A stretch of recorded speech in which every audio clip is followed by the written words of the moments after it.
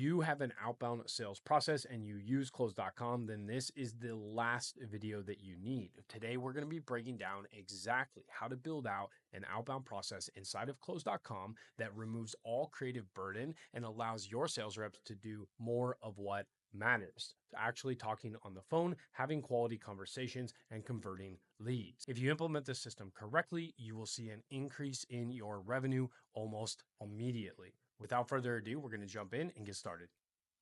All right, so when building an outbound call motion, the first thing we have to do is really identify like how leads are coming in and then who we want to talk to.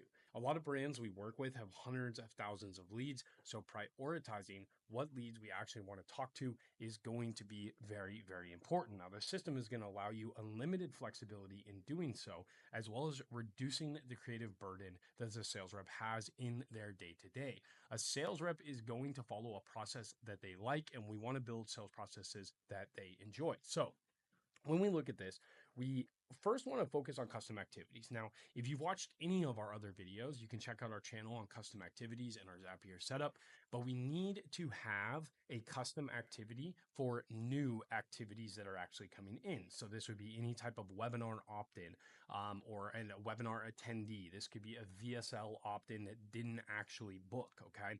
So we need this custom activity and we need the activity type and the date of activity. Okay, that's going to be super, super important. Now, once we have our custom activities, it's going to be important that we have our smart view filters and then ultimately what is happening with these leads as they flow through this. Okay.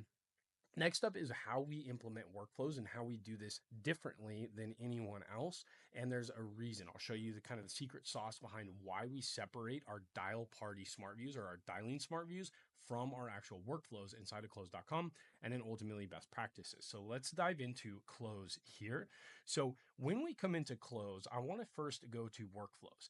And a lot of people implement workflows with calls. You can see we used to do it this way because we have this old one in here. So we would have a text message, a call, an email, an SMS, a call, an email, etc. Now, the problem is when we go into this, we can see here that we have required or optional. Now, if you require this, that means that this workflow will not move forward. It will not proceed unless that phone call is made. Now, that's a huge problem because a lot of times my workflow is better than dialing. Okay. So they're responding to text messages, et cetera, et cetera. And I don't want to hold up my workflow because the sales rep didn't get to this phone call.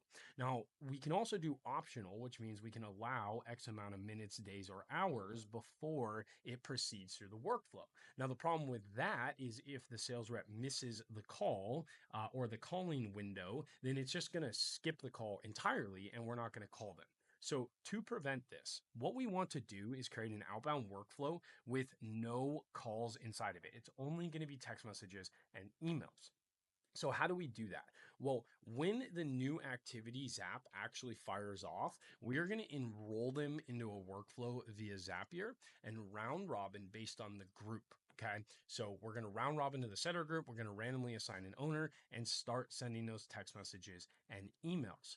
And then we have to have one simple rule in place. If you have an inbound message from a sales or from a potential lead or client, then the ownership goes to the sales rep. And I'll show you how to make sure that the smart view takes care of those leads. So once we have our outbound workflow set up with text messages and emails, the next step is to set up a dial party smart view. And when we come into this dial party smart view, we can see we have some filters here. Now, what is really, really important, and I cannot reiterate the importance of this enough, is that we have our smart view as a bucket. A lot of times we don't create a bucket, and I'll explain what that is. I've talked about it in my other videos. If we're not utilizing a bucket, the challenge is we just have this big list of leads, right? It looks like this. And sales reps are coming in here, they're making a phone call, and then they're clicking back, right? Or clicking to the next lead and then making another call. But we don't know who we have called and who we haven't and where they are at in the sales process. So that is where our advanced filtering shows up. So we can see here we have new activity, and with activity type, we're just going to select whatever it is. Let's pretend it's a VSL opt-in. So we're going to set that to VSL opt-in. Okay. So where there is an O1 new activity with a VSL opt-in. Okay. Now, what is our outcome? What is our goal that we're trying to achieve? Well, we want to have a conversation. And if we have a conversation, we need to log another custom activity. The sales rep needs to log that custom activity. So when we come to custom activities, we have triage call completed. Okay. Now, we also know that if a strategy session is booked or a strategy session is completed, then we probably don't want to speak to that lead because they're already talking to a closer, right? So to fix this, what we're going to do is we're going to say where there is not a strategy session booked, and then we can add other filters. So we're going to come to custom activities and we are going to add triage call completed does not exist. And then we're going to add one more custom activities strategy session completed does not exist. Now, if you want to be safe, you can add in one extra one here, which would be deal one does not exist, just to make sure that there's no active students or clients inside of this smart view. Okay. So now that we have our goal met, which is we want to book a strategy session, complete a triage call, complete a strategy session, or have a deal one activity.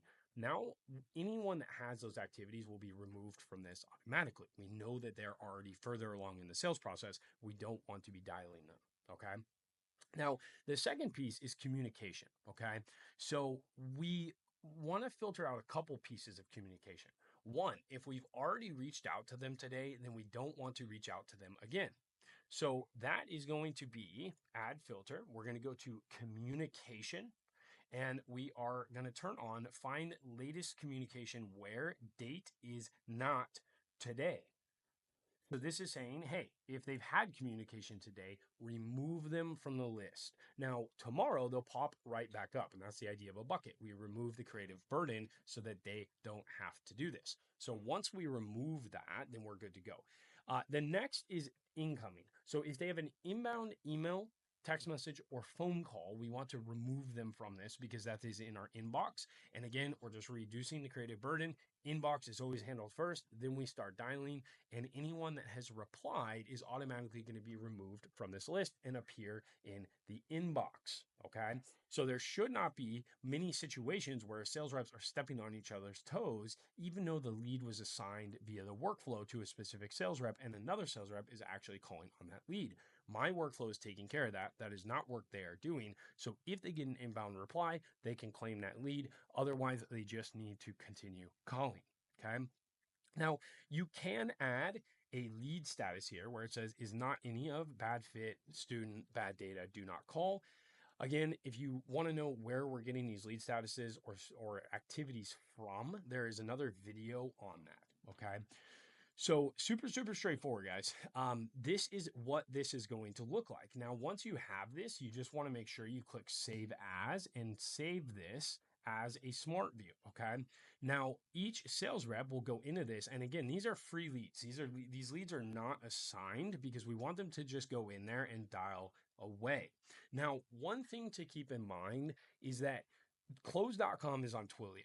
And if you're doing a high volume of dialing, your phone numbers will get spam blocked. Okay. They will not have a great connection rate. So make sure you are paying attention to your connection rate. One thing you can do is have multiple numbers for the sales reps to dial from. So every 50 or so dials, they change the phone number so that they can keep them as healthy as possible. Now, if you are having an issue with connection rate, I would recommend not dialing in close.com for your heavy outbound dialing and instead using dialer.io. We are partnered with this company. I want to state that, but we're partnered with them for good reason because the connection rate is so good. If we look at this P1 connection rate here, this is speed to lead leads actually coming in. We can see we have a contact rate of 33% on this specific brand. And that's just a random day that I pulled. Now, what else is really nice about this is we can come in here and we can actually see what phone numbers are active, what the rotation is, and the health of each phone number on each carrier, right? So we can see AT&T is flagged on some of these, so we know that that phone number is not going to be fully rock and rolling, right? Where our connection rate is going to dip. And you would be surprised at how many of our clients have a close.com account that they've just been doing hundreds of dials out of. every single day, and their phone numbers are completely ruined. Okay.